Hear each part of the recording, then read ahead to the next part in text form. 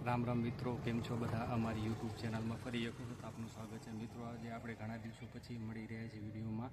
तो आज आपणे कच्छ जिल्लाना भचाउ तालुकाना घराणा गामे આવી ગયા છે, જ્યાં મહારુદ્ર યજ્ઞનું આયોજન કરવામાં આવ્યું છે 5 દિવસીય। આજે છેલ્લો દિવસ છે, તો યજ્ઞની માહિતી આપણે હું તમને આપીશ અને દેશભરમાંથી સાધુ સંતો પધાર્યા છે, એમના દર્શન કરાવીશું।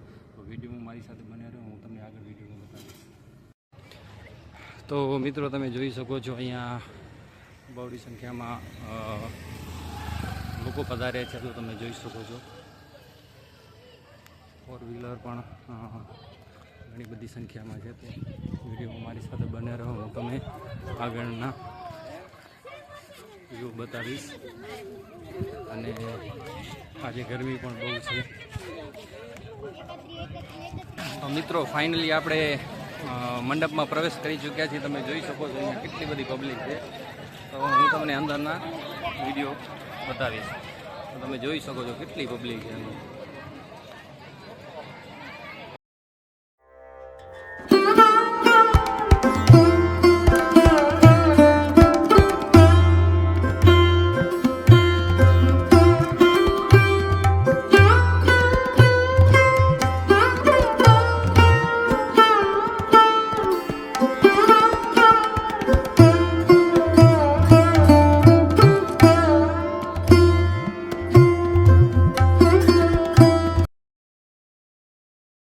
मित्रों, આપણે સર્વપ્રથમ જ્યોતિષ મહાદેવના દર્શન કરીશું, પછી વિડીયોમાં આપણે આગળ વધીશું। હર મહાદેવ। જ્યોતિષ મહાદેવનું મંદિર અહીંયા બનાવવામાં આવ્યું છે। તો સર્વપ્રથમ આપણે મહાદેવના દર્શન કરીશું।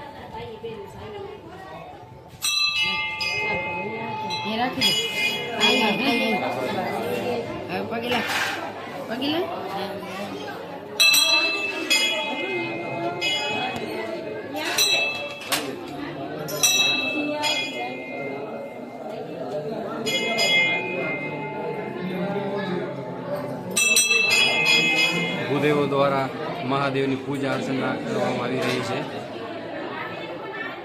ज्योतिषर महादेव।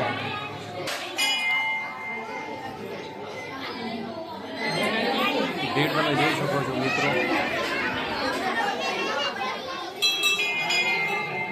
आज छेल्लो दिवस है अने मिनी कुंभ पण करवामां आवी रह्यो छे के अहींया भोजनी अंदर गंगाનું પાણી લઈ આવવામાં આવ્યું છે અને હોજની અંદર એને નાખી અને એને સ્નાન પણ કરી રહ્યા છે। એ પણ હું તમને વિડીયોમાં આગળ બતાવીશ।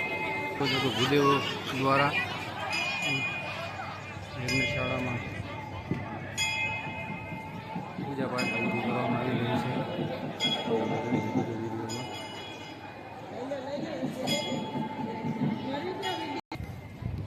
संत श्री संतागिरी बापूना सानिध्यमांथी ऋषिकुमारो पधार्या है। तो तमे जोई शको छो। ओम महालक्ष्म्यै स्वाहा, ओम महासरस्वत्यै स्वाहा, ओम गजाननाय स्वाहा, ओम सिंहमुख्यै स्वाहा। ऋषिकुमारो द्वारा महायज्ञ करवामां आवी रही है। तो तमे विडियो में जोई शको छो।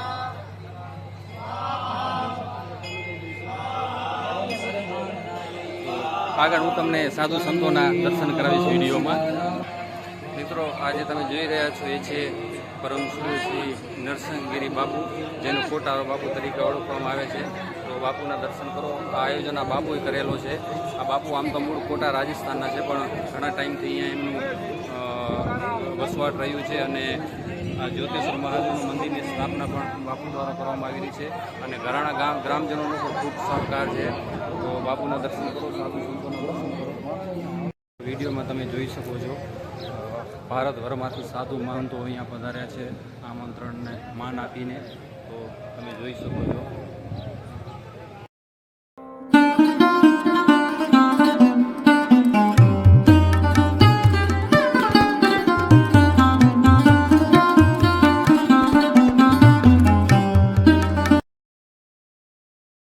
जय गिरनारी।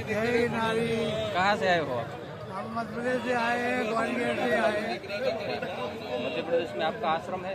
हाँ, आश्रम है नरसिंह भगवान तस्किया जिला। अच्छा ग्राम ग्राम बेटिया। अच्छा अच्छा। तो आपके आश्रम के बारे में थोड़ा बताएं और यहाँ जो आपको आमंत्रण मिला है उसके बारे में भी, ये महारुद्र यज्ञ स्नान जो मिनी कुंभ है उसके बारे में भी थोड़ा हमारे दर्शकों को जानकारी दें। अरे बापू का नाम था, और नाम से चलो दर्शन मेला हो जाए। हमको पता पड़ा तो जूनागढ़ के नाम घूमने आए थे, पता पड़ा तो हमने चलो दर्शन मेला हो जाए। तो लिया संतों में बढ़िया बढ़िया बढ़िया चल रहा प्रोग्राम, बढ़िया अच्छा प्रोग्राम हो रहा है। बाबू कैसा लगा आपको यहाँ आके? बहुत अच्छा बढ़िया आनंद आ रहा है, बढ़िया बढ़िया सेवा हो रही है, बढ़िया आनंद आ रहा है। महाराज है उसका आयोजन आपको कैसा लगा? बहुत अच्छा लगा, बढ़िया कुंभ जैसा हो गया है। साल से और आप स्नान सुबह जल्दी करने जाते होंगे? सुबह 4 बजे चले जाते हैं, 4 बजे 5 बजे 3 बजे तो चालू हो जाते हैं स्नान। सनातन धर्म को लेकर बाबू कुछ हमारे भक्तों को बताए कि धर्म, हमारा धर्म आजकल और कैसी स्थिति में है और हमें क्या क्या करना चाहिए? धर्म एक लंगड़ा है, धक्का मार के चल रहा है, लंगड़ा है धर्म को, और धक्का मार चल रहा है। और जितना वाले धक्का मार रहा है तो चल रहा है धर्म को, तो वाले ये सब वीडियो फिल्म वालों ने अपने मोबाइल वालों ने सब कर दिया तुम्हारा। बापू आज ये महारुद्र यज्ञ का आखिरी दिन है, तो आप फिर यहाँ से जब ये यज्ञ समाप्त होगा फिर आप आगे कहाँ जाओगे? आगे हमारा एक प्रोग्राम है सावरकुंडला में प्रोग्राम है। चलो बाबू आपका बहुत बहुत शुक्रिया, जय हिंद। તો મિત્રો આપણે સાધુ સંતો સાથે વાતચીત કરી અને હવે હું તમને આગળ જે સ્નાન કરવાનું જે હોજ છે એમના હું દર્શન કરાવીશ, તો વિડીયો મારી સાથે બને.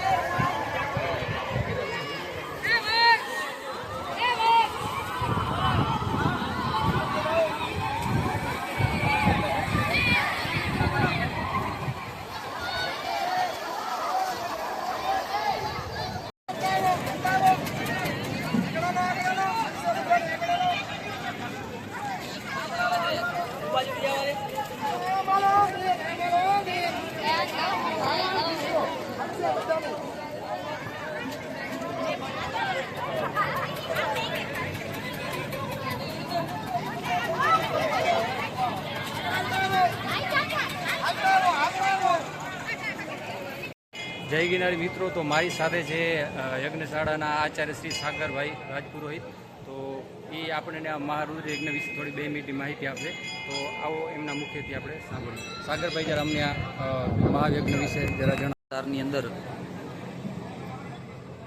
પૂજ્ય કોટાવાળા બાપુની એક પ્રેરણા, એક સંકલ્પ હતો કે આવું મહારુદ્ર યજ્ઞ અમારા વિસ્તારમાં થાય.